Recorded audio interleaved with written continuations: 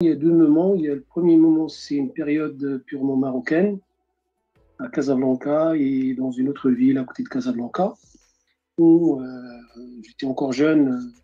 91, j'avais 13 ans. Et à 13 ans, j'étais encore au collège. Et ce sont les prédicateurs, on va dire les enseignants qui font partie de la mouvance et qui étaient aussi nos enseignants au collège et puis au lycée, qui étaient des frères musulmans. Et donc, à travers le soutien scolaire, les activités parascolaires, le sport, ils nous ont un peu, on était dans un quartier populaire un peu pauvre, donc ils nous ont approchés, et puis après la mosquée, puis après des cercles d'éducation entre guillemets islamiques, mais après on se rend compte que ce n'était pas vraiment l'islamique, mais c'était l'idéologie des frères musulmans. Mais ça vient dans un temps un peu lointain quand on commence à prendre ses distances avec la confrérie. Et au Maroc, donc jeune, et puis après j'ai donné allégeance en 96 officiellement à une mouvance qui est Abou une Hijra. vingtaine de musulmans. Voilà. Mohamed Louisi l'a prêté à allégeance. Donc lui était frère musulman. Nous, on ne dit pas de quelqu'un qu'il est frère musulman si on ne sait pas s'il a prêté à allégeance. C'est stupide. Voilà. Il faut être sérieux. Au Maroc, notamment l'organisation MUR, le mouvement Unicité et Réforme, d'où est issu le parti Justice et Développement, qui a participé aux Jeux politiques, qui a même été à la tête du gouvernement après ce qu'on a appelé le printemps arabe. Du coup, Vous commencez rejoint le mouvement officiellement en 96 en prêtant allégeance. Officiellement, on va dire avant, c'était la période on va dire de la préparation de la nouvelle recrue. Donc, il y a un processus qui a pris peut-être 2 ou 3 ans. Et c'est un processus où on vise tout le monde, mais au bout de ce processus, on va sélectionner les éléments qui pourraient demain porter, on va dire, le discours et défendre le discours des frères musulmans. Donc, il y a un certain nombre de critères que j'explique dans mon bouquin. Et puis, officiellement, on était, au début, il y a une masse quand même assez conséquente qui participait aux Jeux, qui participait au tournoi de foot. Mais le jour où on a prêté allégeance, on était peut-être un peu moins de 10. Donc, il y a un processus de sélection. c'est sombre, mec, en vrai. Voilà. Voilà. Donc les gens, ils pensent que c'est un truc massif. Non, ils ont recruté 10 personnes, des cadres. C'est ça. 10 Eh oui, personnes. 10 personnes, ya Rabbak. Les gens n'ont rien compris. Ils te disent, oui, mais Nanani, les frères musulmans, ils sont partis où? De quoi tu me parles? Ils ont recruté que quelques personnes. Vous n'avez rien compris au scénario. Qui est assez rigoureux, qui prend en compte l'assimilation des concepts idéologiques, la pratique religieuse, l'exemplarité et surtout le niveau scolaire. Les frères musulmans n'ont Ah, surtout le niveau Eh oui, scolaire. voilà, ils vont pas prendre les derniers de la classe. Ils vont pas prendre les derniers de la classe. Voilà. Lorsque les gens ils nous ont dit, par exemple, Akhi Mike, frère musulman, de quoi vous nous parlez? Est-ce que ils vont prendre Akhi Mike, désolé, avec tout le respect qu'on te doit, mais je pense qu'à l'USH, tu n'as pas fait à cette épreuve. Tu n'as pas fait à cette épreuve. C'est peut-être pour ça que tu as commencé à attaquer tout le monde. C'est bizarre quand même. Quelqu'un qui attaque tout le monde. On dirait qu'il en voulait à tout le monde. Ce n'est pas normal. Ce n'est pas normal. Moi, je pense que Abou Muslim s'est bien débrouillé, mais n'était quand même pas assez au niveau. Voilà. Et Je dis pas qu'il était mauvais, pas assez. D'ailleurs, que ce soit Chimera, Abou Moussi, Mike sont passés par l'IESH, peut-être qu'ils ont été camarades Oui, de promotion ou pas, parce que peut-être qu'ils n'ont pas pris les mêmes modules. Voilà. oui. C'est vrai. Abou Moussim a appris et dit Qira'at, que même Abdelhaï n'a pas pu accomplir. Voilà. Ah, oui, Abdelhaï, c'est un pas qui a Averroès, mec. Et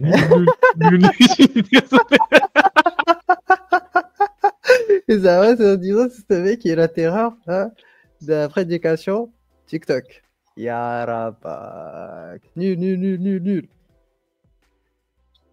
Ils n'ont pas besoin de personnes qui sont dans le décrochage. Ils ont besoin d'éléments plutôt brillants à qui ils vont donner davantage de soutien. Laurent Alves, oui, je pense que le livre est facilement trouvable. Moi, je l'avais acheté tout simplement à la librairie. Hein. Tout simplement, je pense que Ou sinon, tu peux le trouver sur Internet, quand oui, même. Kindle ou un truc comme ça, non? Exactement, en occasion, Kindle, sur la Fnac, Amazon, ou même il y a des librairies qui peuvent vous l'envoyer en ligne ou vous pouvez passer derrière la récupérer. Voilà. C'est quelle édition déjà? C'est édition Mi-Calon. Voilà, Mi-Calon. Michalon, ça dépend comment on le prononce. Alors, juste, j'ai pas entendu la fin, j'aurais bien écouté juste la fin. De personnes qui sont dans le décrochage, ils ont besoin d'éléments plutôt brillants. Ah, nous ne voulons pas des personnes qui sont dans le décrochage scolaire. On veut des personnes motivées pour accomplir la mission Oui, jusqu'à mais la fin. si tu regardes les cadres UOIF, tu as des ingénieurs Oui, physiques, oui. nucléaires, aérobac, des médecins, des trucs. Il y a vraiment des gens qui croient qu'en face, c'est des clowns. Et moi, c'est ça qui me traque. Non, non, non, arrêtez. Fourrer Oui, le doigt dans l'œil. il y a des ingénieurs qui croient en Allah. Oui, tout à fait. Oui, oui, des Arrêtez de croire. enseignants-chercheurs, des Oui, ingénieurs. il faut arrêter de croire hein, que TikTok est représentatif de ce que les mecs peuvent produire. Stop. À qui ils vont donner davantage de soutien pour les pousser à faire des études supérieures. Voilà. Voilà. 99, où je quitte le Maroc pour le nord de la France.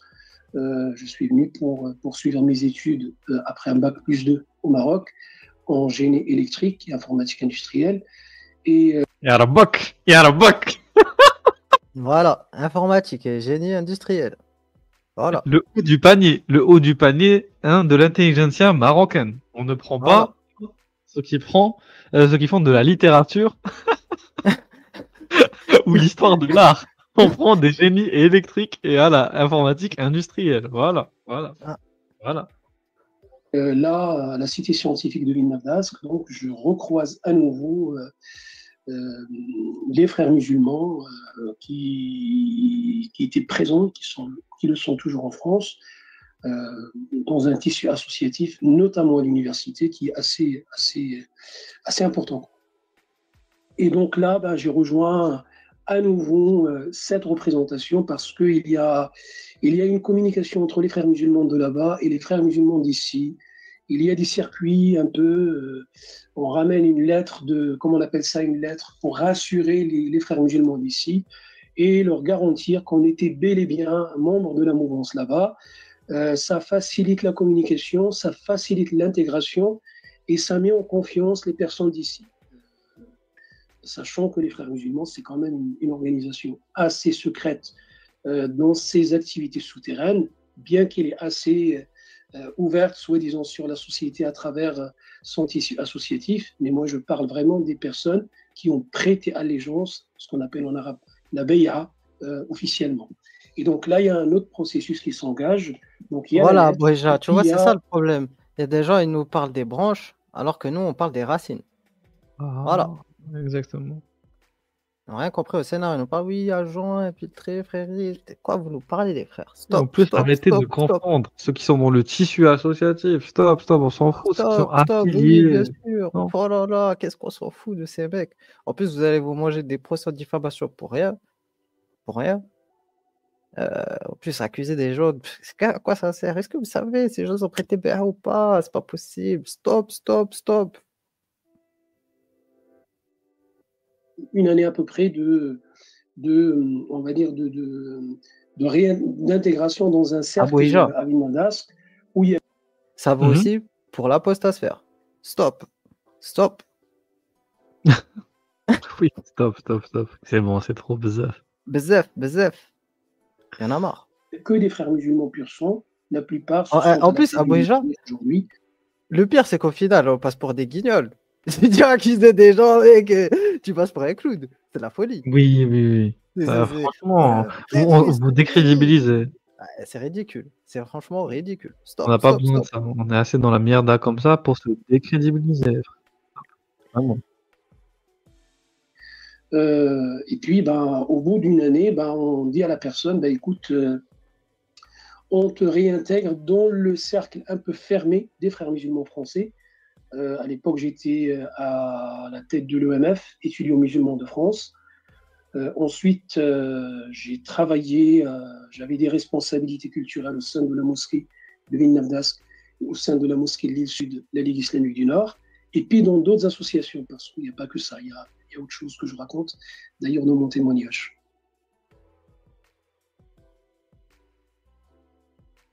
Jusqu'à... Ouais, genre, Ça m'intéresse. Qu'est-ce qui vous intéresse? Attends. t'as vu? On continue juste. Oui, Vas-y, vas-y. vas-y.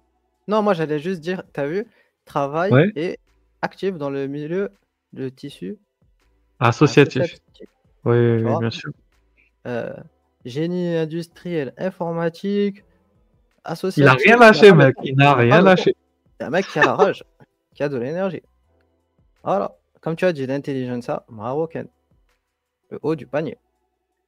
Ah. Attends 2 secondes.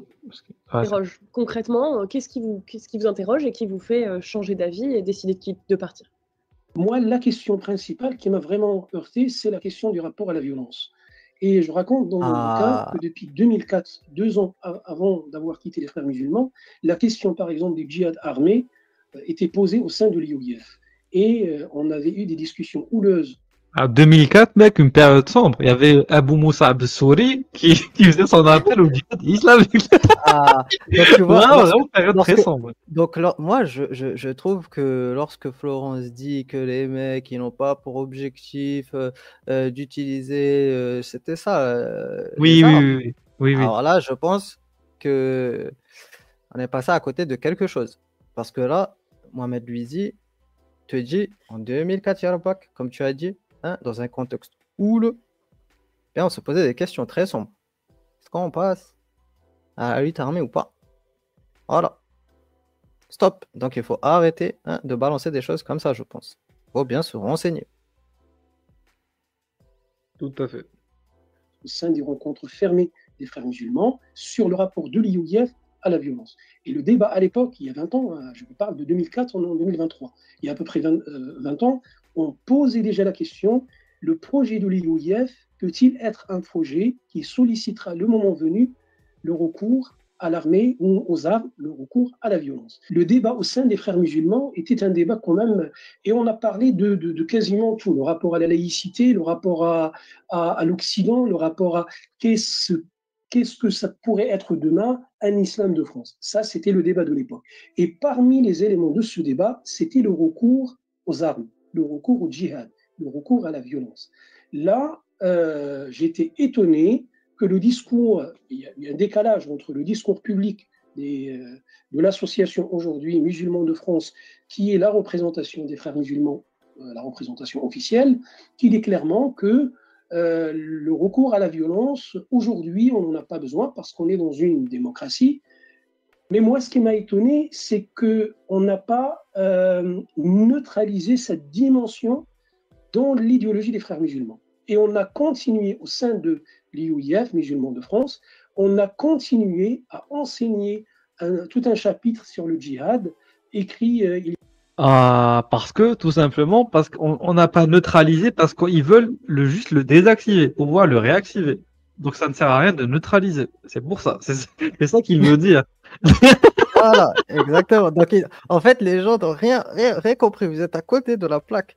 Voilà, au lieu d'écouter les gens, les experts, les gens qui savent de quoi ils parlent. Parce qu'il y a des gens, il y a eu lui, il y a eu Farid Abdelkrim, tu as d'autres gens bon, qui sont mangés des menaces, se sont vite couchés, il n'y a pas de souci, on va pas dire les noms. Mais en tout cas, voilà, deux noms, deux personnes qui savent de quoi ils parlent. Et pourtant, ces gens-là, voilà, on préfère écouter des débats TikTok à longueur de journée que des experts en la matière. C'est de la folie. C'est de la folie, je ne comprends pas. Et donc, exactement. Et donc, du coup, il est en train de dire, monsieur Mohamed Louisi, que il aurait bien voulu que cette dimension de violence disparaisse. Mais malheureusement, elle n'a fait qu'être désactivée. Parce que dans le cadre, dans la conjoncture actuelle, ça ne sert à rien de rentrer directement Donc, dans la violence. Abou Hija, est-ce que tu penses que Badmuch, il a compris ça? Tu penses que lui, il nous dit, il veut nous parler, peut-être débattre avec nous d'islamophobie? Voilà. Non, on va, peut-être qu'il veut débattre avec nous, hein, de la pensée des frères musulmans, apparemment, pensée djihadiste qui n'a pas été désactiver. Est-ce que tu connais la pensée djihadiste? Parce que nous, on est dans le contre-discours djihadiste. Voilà. Exactement. Et donc, le contre-discours djihadiste, il s'inscrit aussi, que ce soit dans un islamiste salafi, wahhabi ou frériste, ikhwani. Dans les deux cas, on est dans une dimension du djihad. Soit djihad par les armes, soit djihad par les mains, hein, les finances. Quand on entend par les mains, c'est celui qui donne son argent. Ou soit djihad associatif aussi, le bénévolat, etc. Voilà, à travers lequel on utilise l'argent de la charité pour financer certaines organisations terroristes. Le djihad par la langue, hein, enseigner des cours d'arabe à travers lesquels on instigue un enseignement religieux rigoriste, et le djihad a aussi par le cœur. On apprend par exemple à détester les mécréants, à les rejeter, à ne pas se comporter comme eux, à s'éloigner d'eux. Voilà, djihad par le cœur. Ah, même si tu ne peux pas financer, aller agir avec les armes, tu peux agir avec le cœur. On continue. Il y a à peu près 90 ans par Hassan al-Banna, le fondateur des Frères musulmans, sur les ressorts du djihad armé, pourquoi il faut à un moment donné porter des armes, pourquoi les Frères musulmans, même les Frères musulmans qui se présentent comme légalistes, comme pacifiques, sont des réservistes. Peut-être le moment venu, ils seraient amenés à porter les armes. La direction des Frères musulmans à l'époque refusait qu'on mette en doute, en question, ce précepte qui est le précepte du djihad. Voilà, on continue.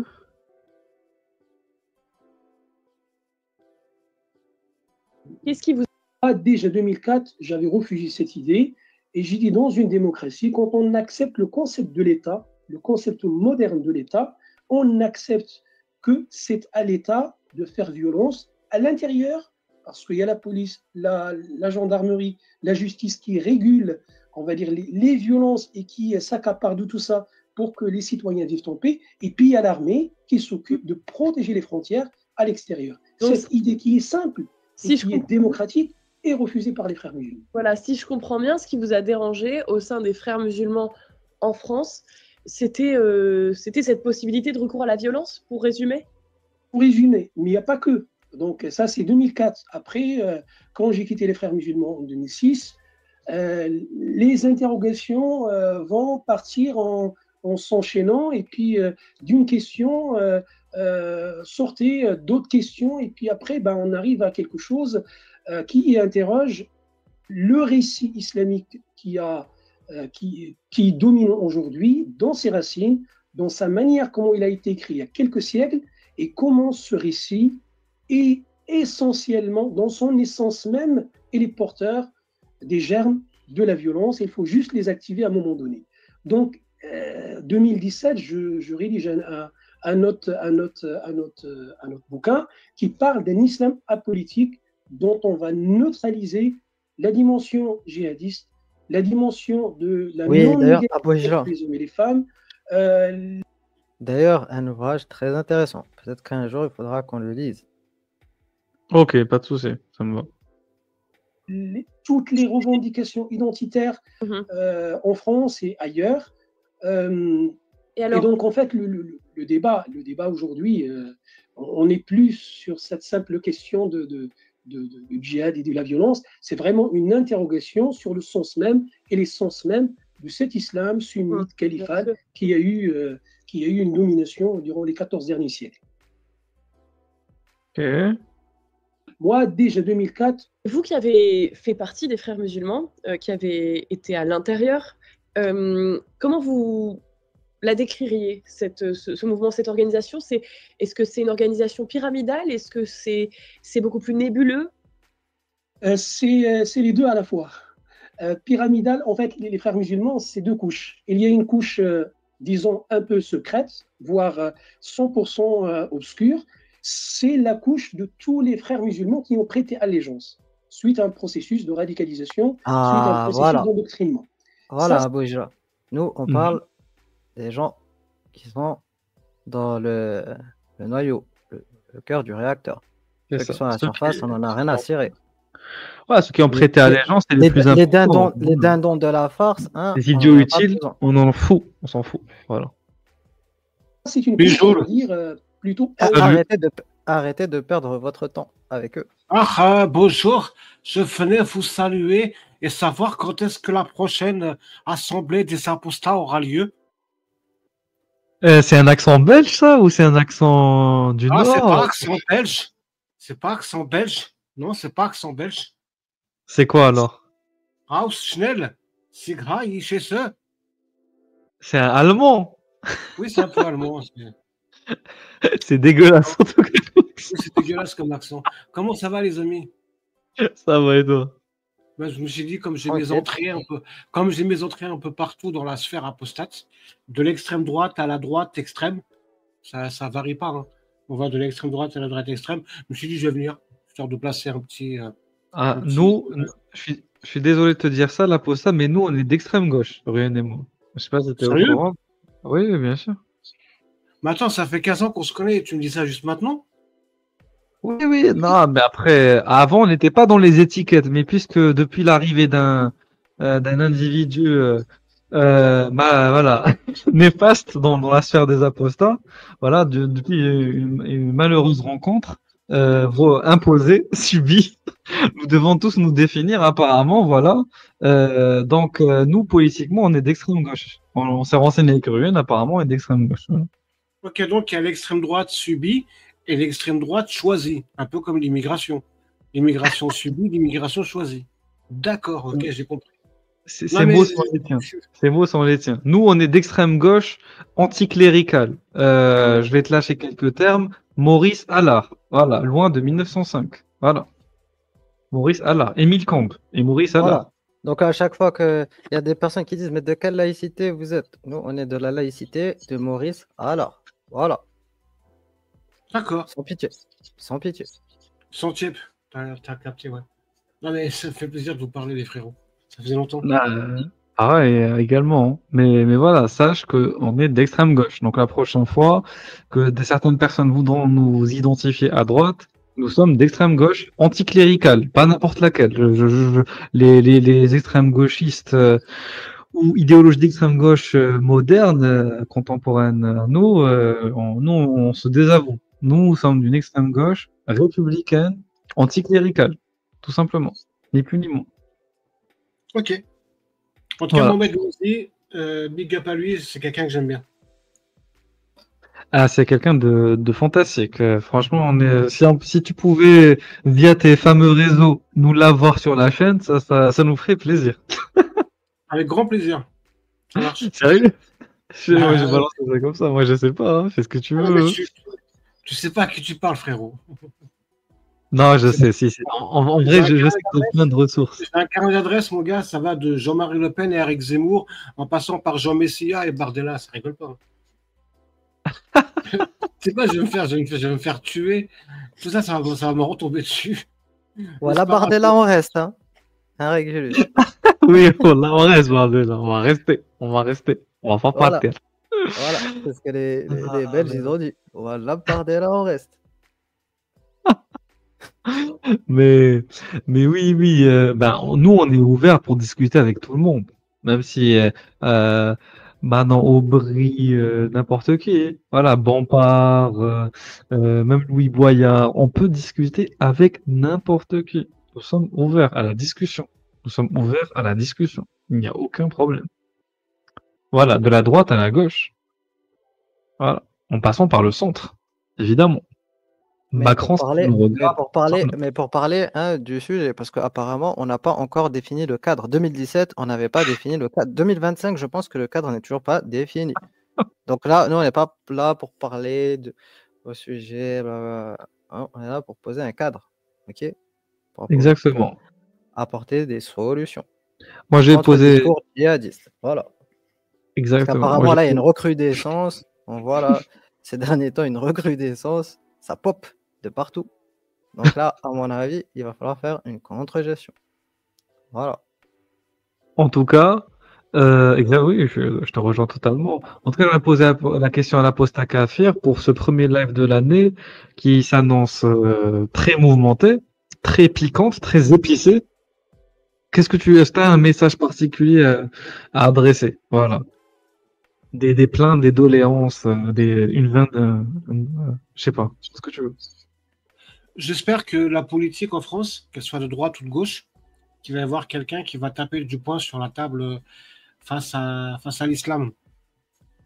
Réellement, et prendre des mesures politiques extrêmement fortes, peut-être extrêmement sévères, à l'endroit ou selon la compréhension de certains, mais sinon, on va être dans la mouise.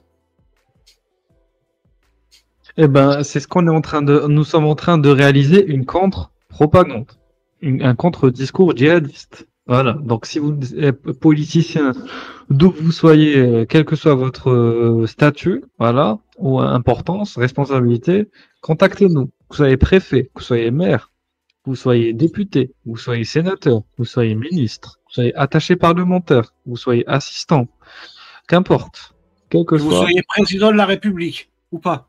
Oui, j'allais le Contactez-nous. dire. Et Ouais. tout ce que tu veux. Il y a pas de souci. 07 80. Non, je déconne. Voilà, donc déjà le fait que tu sois un 07 et pas un 06 est douteux. Et douteux. Moi, j'éviterai de te contacter. Ah, non, je rigole. Bon, je continue la vidéo, ça part. On laisse. Visible à l'œil nu, sauf pour les experts. Et puis, il y a une deuxième couche, parce que les frères musulmans, il y a l'arrière-boutique, il y a la façade. Voilà. Et donc, la Abouéja. façade, c'est un tissu L'arrière-boutique et la façade. Arrêtez de Invisible. voir la façade. Et invisible à l'œil nu, sauf pour les experts. Et je pense qu'il y a beaucoup de gens qui se prétendent experts et qui ont raconté des sottises. Qui sont juste Voilà. naïfs. Qui sont juste, qui sont juste naïfs. Voilà. Voilà. Au lieu de tout simplement appeler Mohamed Luisi, poser des questions, l'inviter tout simplement, qui livre son témoignage, préfère raconter des salades.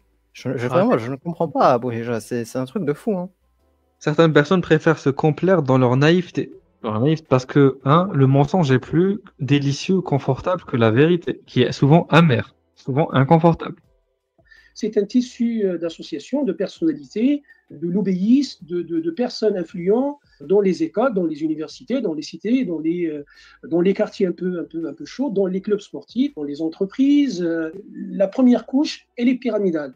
Donc la première couche, on va dire, c'est elle qui va donner le temps, qui va expliquer quelles sont les priorités de l'année prochaine, de l'année d'après, etc.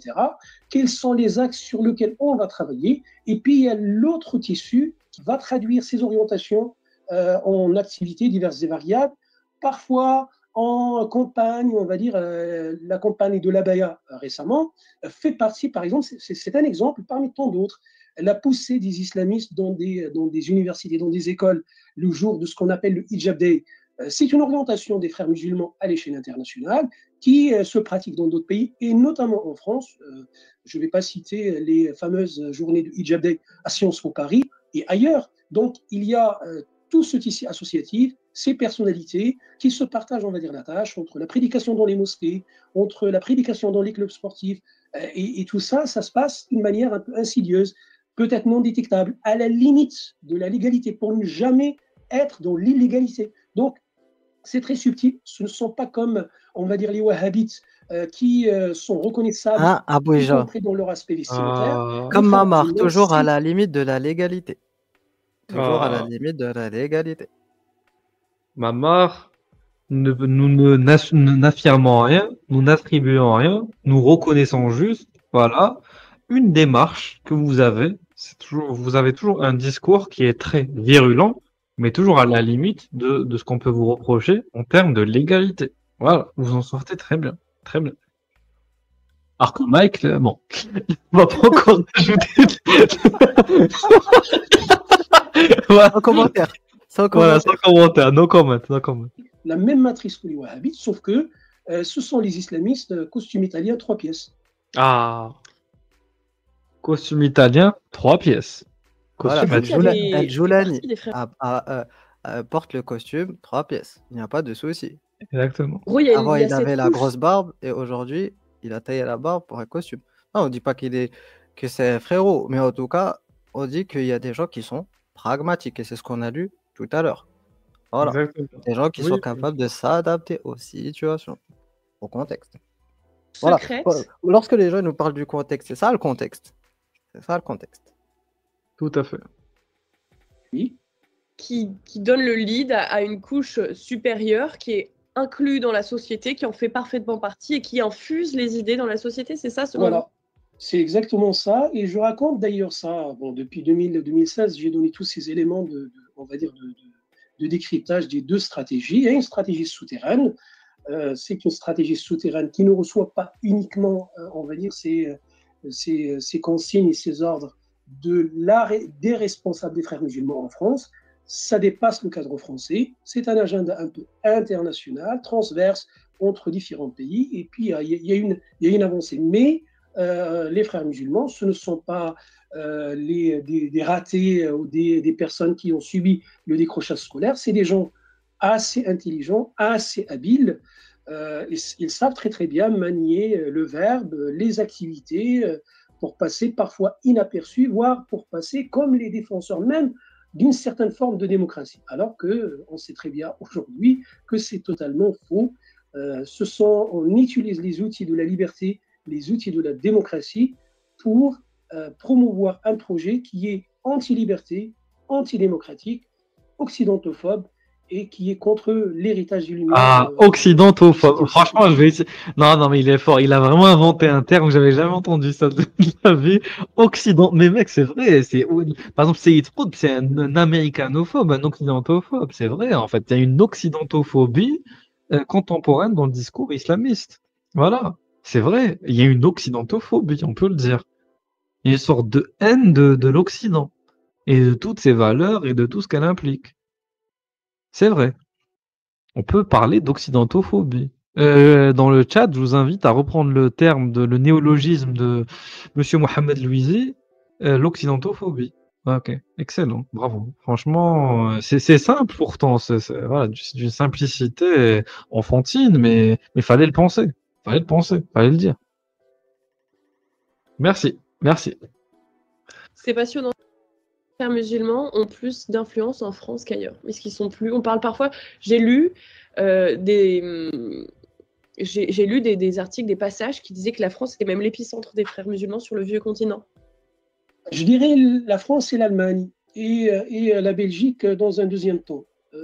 La France, de par la sociologie de l'immigration, ça quand même, Voilà, est quand même le pays qui a... France, Belgique, Allemagne. Voilà. Le triptyque maudit. Un triptyque maudit. Horrible. Triangle maudit, horrible. Avec les Belges, avec JL, le soumis.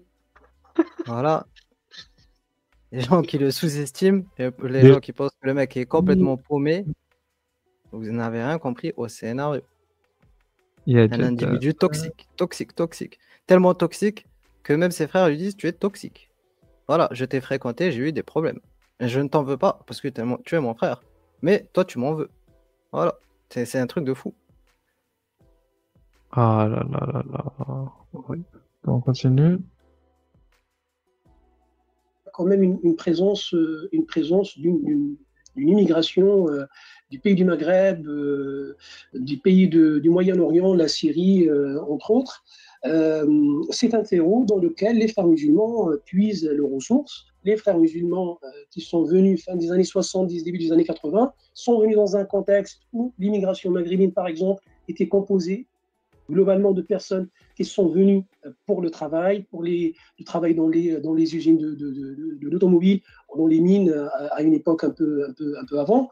Et eux, ils viennent diplômés, voire surdiplômés. Ils manient la langue arabe, ils connaissent le Coran. Donc, la génération des émigrés d'avant a confié en quelque sorte leur progéniture dans les mosquées gérées par les leaders de cette organisation pour apprendre la langue arabe, le Coran, mais pas que. Aujourd'hui, l'influence des frères musulmans, il était quand même très, très importante jusqu'à très, très récemment. Là, aujourd'hui, je vois que les pouvoirs publics commencent vraiment à sévir, commencent à comprendre les enjeux d'un laisser-aller, laisser-faire, et commencent à prendre des décisions qui sont de nature pas à gommer l'idéologie des frères musulmans. Ça va être très compliqué parce que ce sont des idées qui vont de toute façon rester, mais à peut-être fragiliser on va dire la structure et ses différentes antennes. et je pense que c'est un bon début. J'avais envie de dire, c'est déjà trop tard, mais j'ai envie de dire aussi, mieux vaut tard que jamais. Et donc, vaut mieux commencer à stopper l'hémorragie maintenant. Ça va être difficile, ça va être compliqué, parce qu'on est dans un état de droit, on ne peut pas tout faire, mais je pense qu'il faut Ah, le droit oui, au tu service vois, de la paix de la France. Ouais, on est dans un état de droit, et c'est ce qu'on disait tout à l'heure. On a Du des coup, armes on est limité. Limité. de l'état de droit, du cadre de la démocratie, face à l'idéologie du djihad qu'on a vu qui ne s'impose pas de contraintes politiques, si ce n'est celle Exactement. de leur idéologie du djihad. Tout à fait. Très très sombre. Oui, oui, oui, oui. Ben, on va quand même arriver à s'en sortir, hein. Alors,